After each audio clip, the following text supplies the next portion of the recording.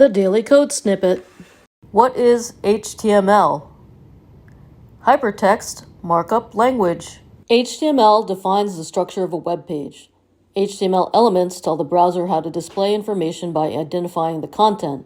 They generally consist of two paired tags, an opening tag and a closing tag. Closing tags are differentiated from opening tags by the presence of a forward slash.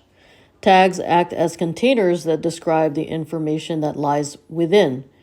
The following are common elements. HTML identifies HTML code. Title identifies the title of a web page. Head is a section that contains information that makes your web page function. Body designates the main content. H1 denotes the main and most important heading. P indicates paragraph text. There are 6 successive levels of the heading element from H1 to H6.